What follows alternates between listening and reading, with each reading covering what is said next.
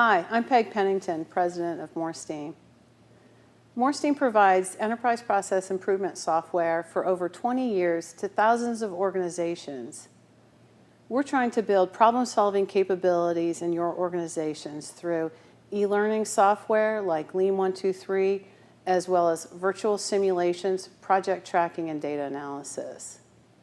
We're really invested in the technology environment, and that's why today's topic is so important to us. We want to talk about that intersection of operational excellence and technology. In the middle of the pandemic, technology has influenced our lives every day. This is why we need to study and understand it. Organizations, and especially legacy organizations that are trying to grow in terms of technology, need to understand how do we apply some of the principles of the lean management system into our IT environment. For our conversation today, my first guest hails from Columbus, Ohio-based insurance company. Nationwide has been a benchmark organization in the lean IT space. I am delighted to have Tom Pater, Vice President of Digital Workplace Technologies, with us here today. Welcome, Tom. Thanks, Peg. I'm really excited to be here and have this conversation with you today.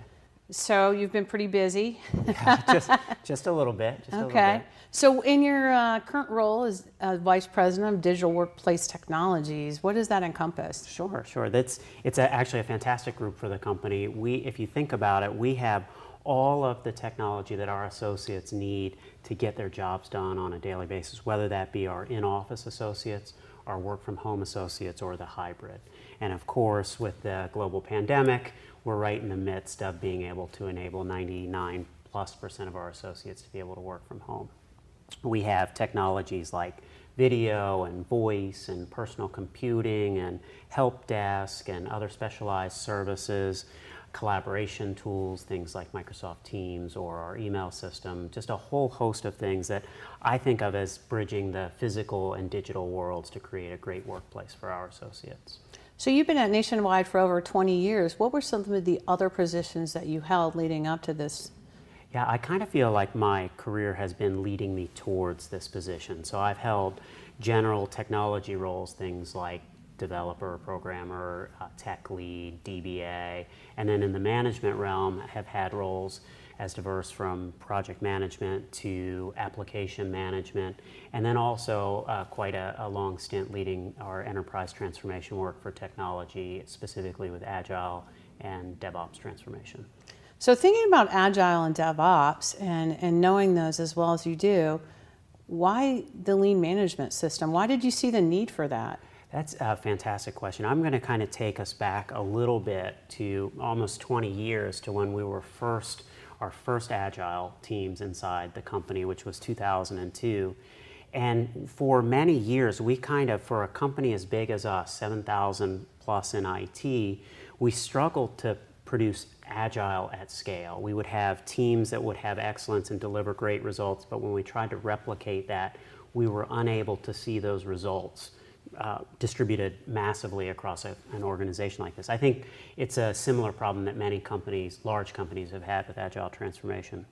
And this was in about the 2009 timeframe. And one of the theories that we had was that, okay, if we think of Agile transformations and, okay, we're going to put in a system that gives our frontline associates more power, they're more fun environments, they get a say in their processes, but yet things weren't taking hold. And it's kind of like, well, why in the world wouldn't people want to do this? So we had a theory that said, maybe it's not really the frontline associates that aren't getting this. Maybe it's the management teams.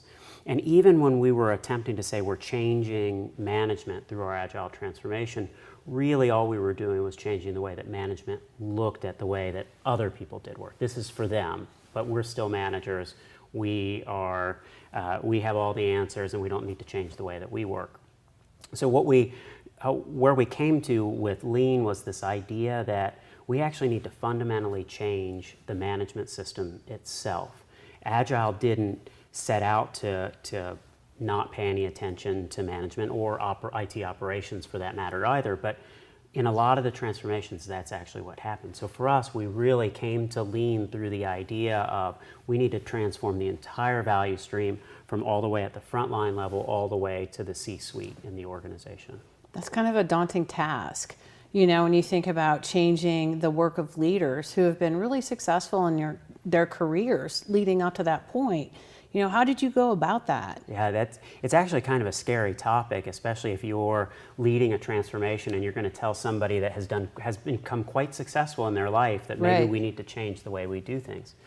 I would say, number one, we always looked at things of not, I'm going to call it big enterprise transformation. We said, let's look at these ideas of model lines and let's build those with excellence. Let's create excitement around those model lines, and this includes frontline and management systems, and then let's expand that out. Furthermore, we had this idea that I think has proven to be true, at least for us, that sometimes you need to transform the management system before you transform the frontline system. So really simple practice, for instance, of stand-up meetings. And think of how powerful it is if you're going into a team and you're saying something like, hey, we want to do these new things, we want everybody to get here early, we want to be able to go through some simple ceremonies, we want to build accountability inside the team. And sometimes that's a tough path for teams to walk, but what if we started with the management team and said, hey, look, we believe that accountability, stand-up meetings are important for the frontline teams. Why don't we replicate that into the management system itself? So let's create a management system that has these accountability practices like stand-ups or management huddles that have things that we would expect the frontline teams to do. And now all of a sudden you've got the individuals, the developers, the testers, the people on these software teams that are looking at it and saying, hey, this is actually important to the management team as well. So Tom, I'm sure you're busy in your day-to-day job, but you found some time to codify everything you're learning into the Lean IT Field Guide. Yeah, I would say that we were able to put a little bit in there, and we still continue to learn every day. And I wish with a book you could continuously add to it, but yeah, we spent a lot of time in kind of putting out there what we've learned over the last several years. Okay. We're thrilled to have here with us today Tom's co-author, Mike Orzon. So joining us from Portland, Oregon, the co-author of the Lean IT Field Guide. Hi, Peg. It's great to be here. Mike, some people refer to you as the father of Lean IT. And Lean, starting in automotive and moving into financial services as well as healthcare and now technology. Tell us a little bit, what does that mean, Lean IT? So when I think of Lean IT, I think of essentially taking the core principles of lean manufacturing and saying, how can we leverage this in information and technology? It sounds super simple, but it's wickedly tricky to really do well. And I'm so proud of the work that Nationwide has done because they're kind of a standard bearer. They've really experimented and learned, and they're still learning as we go. And it's a great thing to see. We've heard from Tom about some of the things that make Lean IT difficult. What is it from your perspective as a coach and a leader that you see that's made it difficult to implement Lean IT? So I think the biggest thing that I see when I think of Lean IT is a cultural shift, which is easy to describe and again very difficult to do. And leaders take on a very, very different role. They see their contribution to the organization very differently. And as Tom mentioned earlier, this is really about creating and embracing a management system, which another word for a management system is a people system. So building a people system that really connects and supports people to grow and develop. And if that's not in place, it doesn't matter what tools you bring out, whether it's Agile or DevOps or anything else, it simply doesn't sustain itself. Tom, a lot of organizations implement Agile and they implement DevOps. What's the risk of not having a lean management system in place? I get that question a lot, and sometimes the words or the semantics get in the way because I would argue, for instance, you can't have a DevOps implementation without Agile. And if we're talking about Lean, certainly what we've learned in Agile over the last decade or so has influenced our thinking for Lean software development and Lean management systems. But in general, what I would say is without lean, we often see that there's just no focus on alignment to the true north of the company, nor is there a focus on what is the role of management in these particular systems. And left without that, organizations tend to flounder. The transformations don't scale. When things go wrong, management reverts to management 1.0 and tries to exert command and control structures again. So without lean, oftentimes we see that there is limited runway or a limited tail for success within those organizations. How does lean help you connect to the customer? Because you can have developers that are back and they're doing great technology work, but how does that management system help to connect them to the true north? That's a wonderful question, because a lot of times what we get with lean is more of a value stream focus. We get more of a laser-like focus on what are the needs of the end customer. And I'll go on record of saying you can do that with Agile, you can do that with DevOps thinking. Certainly that's a part of those types of transformations too. And I would say that lean infused some of that knowledge into those, as well as vice versa. I think of these things as kind of a circle that we're all learning from each other in these types of systems. But lean forces that issue of we're really focused on customer value. What is it that you're delivering as an organization to those set of customers? How do we do that with the most efficiency, the most efficacy possible in order to create these wonderful experiences for the customers, for your employees, and for all the stakeholders? Mike, what does that look like in practice?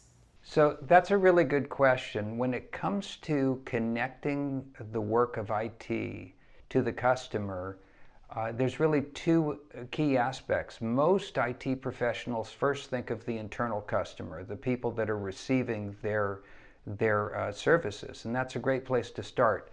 It's the role of leadership, though, to connect the dots so we can take daily work, what we're working on in front of us every day, and literally connect the dots to the end customer, the people that are paying to keep the lights on. And usually in an organization, we assume that that connection is in existence, and it often isn't. So a key role in Lean IT is for leaders to create this alignment and really this connection between what we're doing and how we're creating value. And that's often very, very challenging because many managers don't see it. The reason they don't see it is because they're inundated with the day-to-day challenges of keeping systems running, responding to requests and needs, and just putting out fires all day. So you and Mike have both talked about the management system, and I know it's a focus of the book. So tell me more about that management system. Sure. When I think of management, a lot of it is, I love a book that was written by David Mann, Creating a Lean Culture, and he talked about a 3-part management system, and that really informs the way that we implemented the system at Nationwide, and that includes daily accountability, leader standard work, and visuality. And those together, visuality of making the work of management visual, which is typically invisible, just like the work of software and development. Why do we make that visible inside of an organization, or the work of any of the IT organization? Why do we make it visible? We need to make management work visual as well. The idea of accountability, those are the practices that are ensuring the things that we all know that we should do, the behaviors that we should exhibit every day, are actually being done, whether it's going to the Gemba, whether it's improving the overall system, whether it's coaching for the associates, all kinds of things. And then this idea of leader standard work. What are the value-adding activities of management? So for us, it's this 3-part system. And then right in the center of it is this idea of daily coaching. If nothing else, managers need to make the shift from telling people what to do, to being the problem solver, to being coaches and teaching the idea of how to solve problems. So Mike, can you tell us more about how do you coach employees? Sure. Peg, when you use the term coaching, a lot of leaders get the wrong idea, because for most of us, coaching models come from sports, and coaches in sports are correcting people, telling people what to do, what plays to run. When we're talking about coaching in a lean IT environment, we're talking about developing people. And it's amazing, many leaders think and assume that, well, I can develop my people, I know what to do. But many of them have really not gone through the experience of what it's like to have an effective coach. So when we say effective coaching, what we're really talking about is somebody that knows how to ask the right questions to position someone else to discover, to experiment, and to learn in a very systemic way. So Lean gives us a wonderful structured problem-solving approach. But if we tell somebody what to do, we actually undermine the learning and the discovery that comes with the approach. So it's almost a paradox. We want to guide somebody or position somebody to learn and discover on their own. And this is particularly challenging if the culture is coming from more of a tell me what to do, command and control structure and moving into something very new. This can be scary, particularly for the management layer. The middle management layer are typically the part of the organization that struggles the most. Thanks, Mike. As you begin to instill your coaches with these questions and helping them to coach people in the organizations, what kind of results can you begin to see? Well, from a personal perspective, I think one of the first results is that all of a sudden you get to a point where, as a manager, you don't have to be the one that's always solving all the problems. I think as managers, sometimes we feel like we're earning our money when people come to us with questions and we give them an answer and we really represent that we know what it is that we're talking about. And you have to get to this point where you realize that your job, especially the higher you go in the organization, is no longer to solve most of the problems. It's to actually teach other people how to solve the problems. So for me, working in a big company, one of the first things is that you're starting to replicate yourself. You're starting to replicate expertise inside the organization so that the manager isn't always the person that has to be there. If you've got one person that knows how to solve a particular set of problems, you're limited to what that one person can do. Instead of having 30,000 employees, wouldn't it be great if we had 30,000 problem-solving scientists?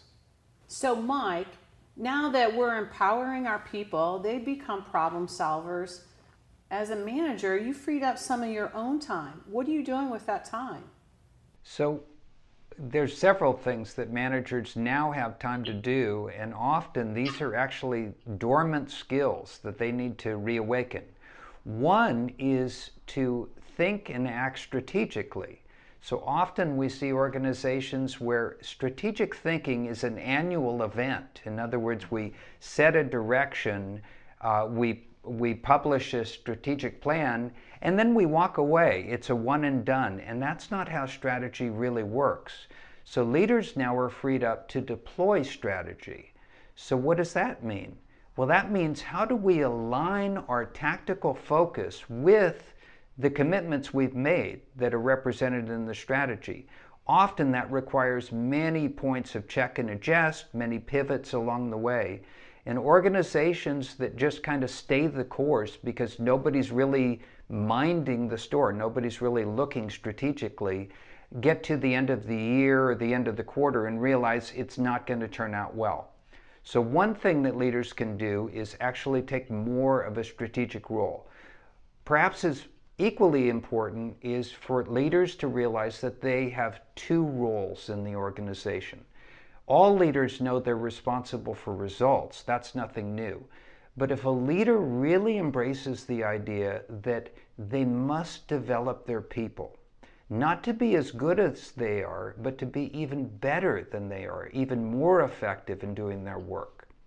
The synergy that comes from that, when you can really turn that corner and an organization becomes a true continuous improvement organization that's always trying to be better than yesterday, that's a competitive advantage that no one can touch. It's like magic. It's hard to attain, but without leaders having the time and the focus to do that kind of work, you'll never get there. So if leaders are the answer people, if leaders are the directors telling people what to do, you just can't really move towards a lean environment or an operational excellence structure. It's just not going to happen.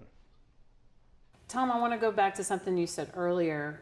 You're reflecting on David Mann's book and talking about daily accountability, visual management, leader standard work, and visual management being a big part of that.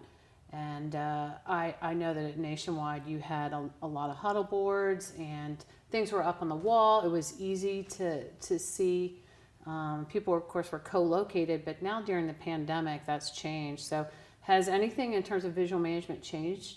Yeah, that's a great question, and you're right, we are a company that has a lot of physical visual management, and we love it. I still think it's the best solution when you can have people together, and we would have our accountability boards, so think of things like a frontline board, but for management. What is the work that we're doing to develop our people, as Mike said, to solve problems, to have major assignments. That's all represented on the board, as well as continuous improvement and recognition of people and lots of things. But now, wow, everybody's kind of scattered. How do we do that? At least with my experience, the groups that did visual management with excellence in the management system pre-pandemic are doing it post-pandemic as well. And there are as many solutions as you could possibly imagine. We have, I've seen people using derivatives of agile story card management systems, Microsoft Planner, Cardboard, Miro. I mean, the tools are endless in which you could do this, but the point is to still do those practices. I still, with my management team, still hold my huddles. We still put cards on the board. We're still running accountability practices. We still, if you can believe it, do Gemba walks in this environment to understand and see the work that's flowing through. So it's critically important that we don't use the current state of the world as an excuse to say, well, we just don't, everything can go back to chaos, everything can be hidden. No, we need to continue to have discipline, and we need to continue to execute the lean management system. Thank you, Tom. In your book, I know that you talked a lot about reflection, and during this time, it's really hard to slow down and have time for reflection. But Mike, can you tell us a little bit about that? Why it's important, maybe even especially right now that as leaders we reflect? So reflection is such a vital practice, but it's really seldom part of a leader or manager's day. When we talk about reflection, what we're really doing is slowing down and comparing two things against each other. So if you think of work as an experiment, what you're doing is comparing what the outcome was to what the expectations were. So whether this is a formal experiment or just something that happened during the day, say a team stand-up, say a report out, maybe the end of a sprint, could be anything like this. What you're basically doing is saying, what did I get versus what I expected, and what is the delta between the two, and most importantly, what is the learning between the two? So I would say all learning comes from reflection. And most of us are moving so quickly that we don't slow down enough to ask these basic questions. That, in a nutshell, is reflection. For leaders have to keep one eye on the horizon and think strategically and kind of look ahead. Where do I need to be in 3 months, 6 months, 1 year, even 5 years out? Particularly now in today's work environment. And without that time for reflection, we just kind of get caught up in the daily grind and the kind of excitement of the current problem in front of us, and we really lose track of the opportunity to improve. Tom, you're pretty busy. How do you actually make time for reflection? That's a great question. Sometimes I feel like I've got about 20 hours to fit into 8 hours a day. And what I found is, number one, it's a core part of my leader standard work. It is on there, it's in my face all the time, and I actually schedule it. Because if I don't schedule it and reserve that time in advance, it's gonna get run over. So it's really, really important, I think, to be intentional about it, not to say, oh, well, at the end of the week, I'll take 10 minutes before I leave to go home and reflect. Odds are you're going to be tired from the week, you're going to want to go home, it's going to be one of the first things that you let go. So I just make sure that I schedule it and I'm intentional about it and it becomes a part of my So routine. it's on the calendar. That's right. I put it on the calendar. Okay. So Mike, in the book, both of you wrote about day zero, that day when you get started. So I'm sure a lot of the leaders here would like to know, how do we get started? What's that first step? Yeah, so day zero is the term that Tom and I chose to describe what needs to be in place to just get traction. I would say the first step is the hardest. So what you want to do is set yourself up for success. And what we go into in the book and explain thoroughly is, first of all, to pick an area. We call it the model line. Think of it as a pilot. You want an area that is not so simple that people are going to not be interested. People are going to say, so what? You made an improvement in that area. That I'm not impressed. But you don't want to pick something that's so daunting that the likelihood for success is limited. So first of all, you pick your spot, where you want to drill, where you want to develop, or where you want to prove your concept. Very important next is, does this area have support, particularly support of leaders and that middle management layer? They need to be enthusiastic.